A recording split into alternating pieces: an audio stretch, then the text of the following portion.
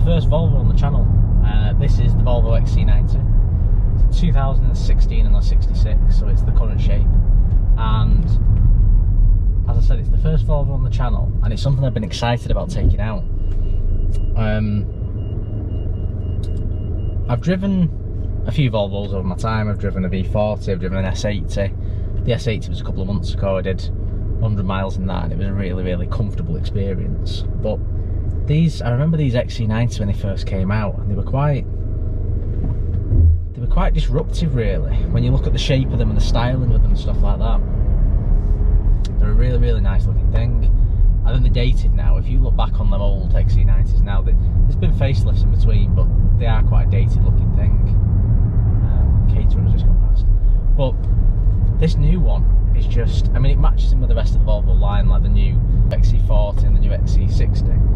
But the XC90 is the original, the best, and the daddy of, the four-wheel drive range that Volvo offer.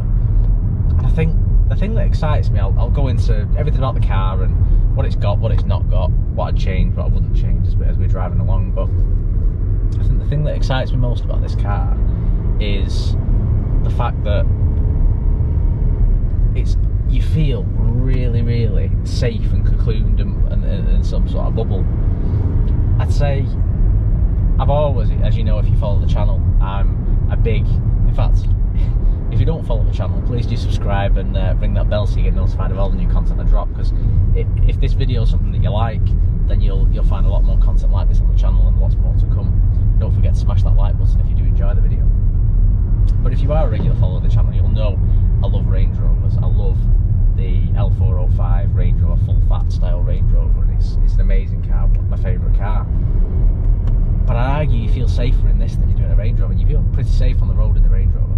But we've got to look really at what our priorities are when we're buying a car. Do we want something that's the fastest car on the road? Do we want something that turns heads? Do we want something that's family friendly, something that's practical? There's lots of considerations, something that's economical, something that doesn't break the bank to buy. But for me, if you've got a family, whether that's you and your partner, or you've got some children, or whatever it is, for me the biggest priority is safety above all else. I don't want to be driving along in something that, if we get involved in a crash, that's the end of us. And there's a lot of other things that I take into account as well, such as I save miles per gallon. I do a lot of mileage. I'll have a look of a car. There's lots of things that take priority, but for me, safety is the most important thing, and I think that's where Volvo have got it absolutely nailed. If you go back to when the 3-point seatbelt was first introduced, it was invented and designed by Volvo. And what a lot of companies would have done, even back then and certainly now, is they would have patented that seatbelt, and they would have said, all the car manufacturers are welcome to use it, but they're going to license it, they're going to pay us a licensing fee if they do. Whereas Volvo was like, I don't want to get involved in that, I want to give it away free to all manufacturers, because this thing's going to save lives, a considerable amount of lives.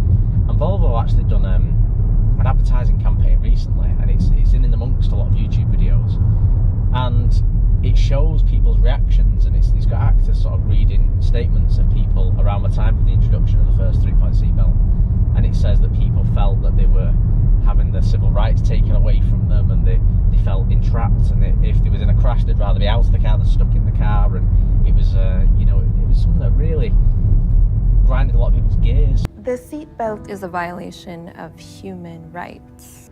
It's better to be thrown out than to be trapped inside.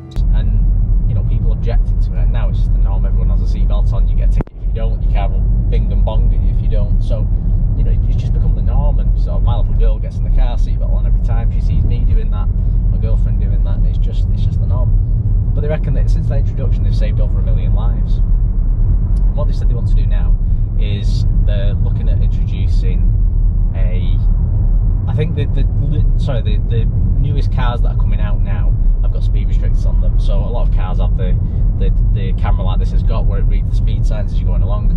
Well, the newest cars now will restrict you to that speed, and people say, well, again, you're taking away my rights, and if I want to put my foot down, I can put my foot down. And everyone speeds from time to time, but at the end of the day, you've seen all the adverts. If you hit someone at 30 versus 40, it's a lot less damage. So there's that, and what they want to do next is introduce cameras inside the car that detects if you're on your mobile phone distracted, you're distracted with the infotainment system or whatever it is, to said by 2020, which we're now in, that they want to make it so that anyone who has a crash in a Volvo won't die and won't be seriously injured. And I think that's a very bold statement, because if you think of all the variables that are at play there, so we're talking about a Volvo being ploughed into a wall at potentially 70 and 80 mile an hour. We're talking about a Volvo being sideswiped or hit by an articulated truck. There's a lot of different variables and things that could go wrong. It could be rolled, it could roll 8 times on its roof. Do you know, can they protect you from all these situations?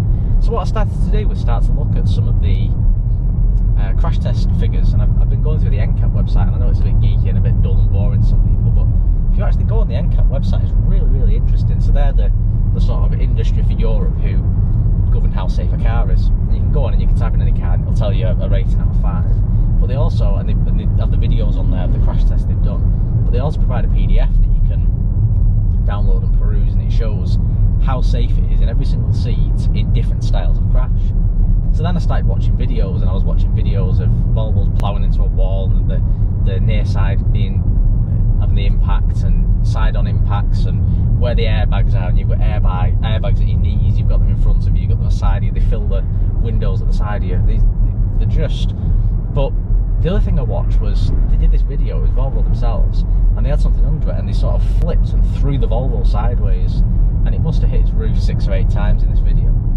And the thing at the end of it didn't look like it had been rolled in the slightest. The roof was still had all its structure and integrity to it, and I was thinking, if it was in a crash that a car was rolled on its roof 8 times and it could look like that, that's the car I'd want to be in. Do you know, it's the... And I know there's a lot more to a Volvo than safety, but I just go back to when I started the engine up. So I turned the start-stop switch, and the first thing it does is checks every single one. There's a big blooming list of them, and every single safety system on the car, and they all went green as it worked its way back from back to front of the car, and they all lit up, and it was like, yep, you're good to go, everything's safe and everything's working, all these safety systems are working. So some of the safety systems that are on here, we've got lane keeping assist, we've got blind spot monitoring, we've got collision assist so that we don't crash into someone at the front, we've got parking sensors, we've got a reverse camera on it, we've got side impact protection systems, we've got airbags, as I said, absolutely littered with airbags. Then it brings me on to something else that I thought, well, I'm not sure. When I first saw this car, the person who introduced me to it showed me there's a child booster seat built into the middle seat. You just pull a little thing and it flicks out, and it's a booster seat. And I was thinking, what a clever idea, because like in my car I have a car seat for my daughter. It's got to be for 3 and over, it can't be for, you know, a baby. But if someone wants to get in, they'll put it in the boot out of the way from filling the car up, and this thing, it just pops up, they use it, you knock it back down and it's done. And I was thinking, that's brilliant, that's genius. But I was thinking, what a strange location to put that in the middle seat of the middle row of the car. Surely that's you know, you think the child could be flung forwards, and it's the most dangerous seat in the car. My personal perception was anyway. So I asked about it, and what Volvo said was actually no. The way the structure and the integrity of the car is designed to sort of fold and damage in a crash, because obviously we know that the modern cars versus old cars, they've got crumple zones at the front that are designed to crumple so that you don't take the impact. And what it does, it's designed that the car can sort of fold around that seat, and that seat will still, that's the safest seat in this car. And it's got a full 3-point seat belt on it, and as I said, so they're saying, well, you put your most precious cargo in that middle seat, and that's where it should be. And I was thinking, just absolutely everything about the car has been designed with safety in mind. And they bolted a few bits on as well. They bolted on a really nice looking exterior, and I think the new exterior with the big grille, the big aggressive grille on it and things like that looks really, really good. It's a really, really nice looking aggressive vehicle. But the styling's on point, inside and out. You've got this massive entertainment system in the middle that's like an iPad. Everything's controlled from there. The climate control's controlled from there. We've got heated steering wheel, heated seats, that's all controlled from there. We've got CarPlay and Android Auto, built-in sat-nav, the DAB digital radio, Bluetooth audio, everything's controlled from this infotainment, and it works really well. They've gone very minimalist with the buttons. The steering wheel reminds me very much of the new Mercedes, with this sort of touch tactile button technology. We've got in the centre of the 2 clocks, we've got the satellite navigation. It works really, really well. But as I said, safety is the most important feature of this car, and everything else has just been an added extra. We've got 7 seats, so we can seat 7 passengers comfortably-ish on a long journey. Certainly children would be fine in a long journey in the back. they just really have thought about safety first, and everything else has come as an extra. But these other things aren't afterthoughts. It's, you know, the sound deadening is really, really good in it. It drives really, really well. The gearbox is really smooth. They're only available in 2-litre 4-cylinder engines, these Volvos. They do an electric hybrid, they do a petrol, and they do the diesel model, which is what we're in today. And you could say, well, do you know what? If you was to get a 6-cylinder, something like an Audi Q7, like a 3-litre V6, it's a lot smoother drive and a quieter drive. It is, and if that's your cup of tea and you want to go for a Q7, then by all means. But I think, to me, this car is something I've been excited about for a long time. I'm glad I'm in it, and it's something that's made me think, do you know what? When I'm buying my next car, there's a good chance it's got to be this. I love a big car with a big boot, and I can throw anything in, and I've got 7 seats if I need it, so it ticks all them boxes. But it's got the half Alcantara leather, the suede leather in the middle, and the leather around the outside of the seats, which is a nice balance for me. I really do like that. It drives and handles. It really doesn't feel like the bus that it is, because it's a really big vehicle, but it drives and handles absolutely phenomenally. We've got the black headlining, which is nice. Maybe a panoramic roof would have been nice, but it is the R design as well, this model, so it is a top spec and a really, really nice looking thing. We've not got sort of a base spec. It's a good thing, but it's got memory seats, it's got, as I said, heated seats, it's got all the bells and whistles that you'd expect, anything you could want and ask for, it's got. But it's just, I don't know, there's something really, really special about this car. I really do like it, and it's something that, I know it's strange because you think when you get excited about a Ferrari and a Lamborghini or Volvo, a big, huge 7-seat Volvo, but no, it really has impressed me. Even down to things, even though the priority has been safety, and it is absolutely paramount, and it's something that strikes you the second you get in your car, that everything's been considered from a safety perspective. The other thing is they've not lost that attention to detail and the other factors. So, you know, and like I say, you've got all the technology and everything that you could want with that, but things like the frameless rear view mirror is such a nice touch and just really adds to the look of the car.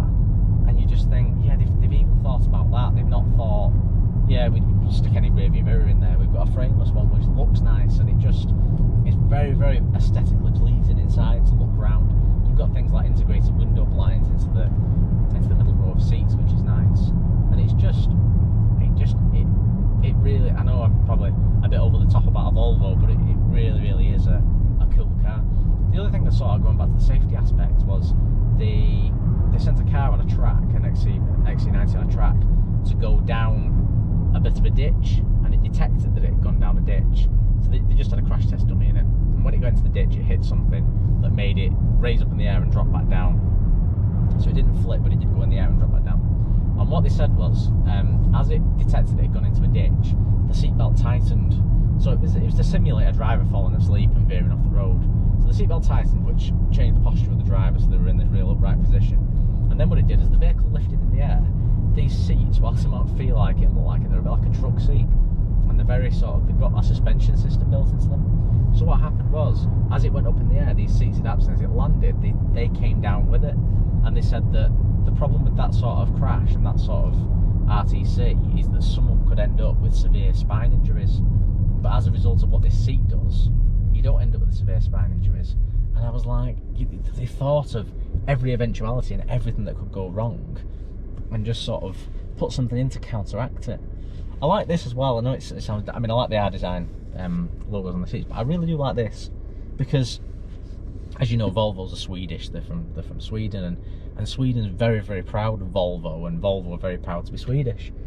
And if you look at like what we do in Britain, when we produce something, whether it's a car or anything, I don't particularly feel we do a great, we're not known for reliability, are we? And for, you know, the Germans are known for great reliable cars, and British particularly are, but the Swedish are, and they're known for this. They're known for Volvos, which, beyond all reasonable doubt, no one would ever question how good a Volvo is. So they might say, oh, it's a bit ugly, oh, it's not my idea of this, that and the other, but they would never ever say a Volvo's rubbish, it's unreliable, it's not safe or anything like that.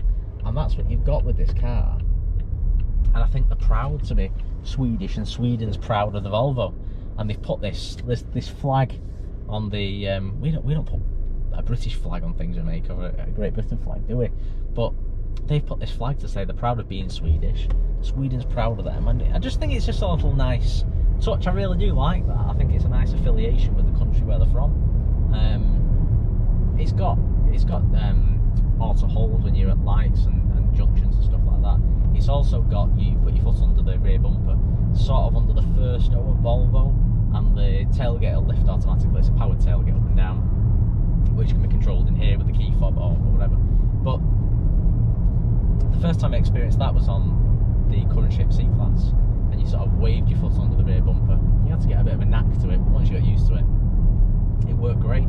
And it was great for sort of, if you've got hands full of shopping or cardboard boxes or whatever, you wave your foot and the boot pops and you put them in, and it just works really, really well. And I think that's what Volvo brought into this. And again, it's a bit of an art, and it's not guaranteed to work every time, and you could argue a bit of a gimmick really, but I just think it works well, and it's just a good idea.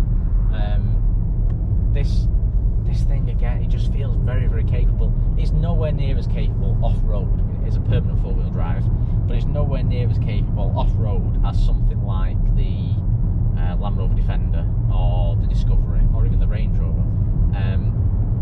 It's probably as capable off-road as an X5 or a GLE or something like that. But it does feel like you don't have any issues in mud, snow, ice, anything like that, sand. It's got modes for all that sort of stuff. And I really like the drive mode selector switch down here, and the button that you turn to start the engine. It's got this sort of, it's surrounded by like a diamante sort of, not a garish diamante, a nice diamante, but it just looks really, really nice. And I think they've done a good job of that. And the styling touches in this car are really, really good. They're not like Volvos of old where you were a bit like, right, we're in this clunky wagon now. And you know, I drove the new Mitsubishi Shogun Sport, and I was really impressed with that, but it drove a bit like a tractor, and it was very noisy, the engine, and it was very how can you put this, it was very sluggish. And when I spoke to the dealer, when I took it back, he said to me, so that's what it's designed to be. It's designed to last. It's designed to last 300,000 miles in 20 years. And I sort of said, oh, okay, I get that. But then my other thing that I would say with that is, well, okay, but so's Mercedes, so's a Volvo, so's a Volkswagen, and they've got responsive gearboxes and responsive engines, and they're not quite as noisy as that. So I don't know, and I think that's the same with this. It feels very, very ready and very almost agricultural, I suppose, but yet with the modern refinements and the punchier engine and the smoother gearbox, and it's just, it really is the whole package. It's so good, I can't explain to you. So I hope you've enjoyed this video, and if you have, please do smash that like button. Don't forget to subscribe to the channel and ring the bell to get notified of all the new content I drop, and I will see you all very soon.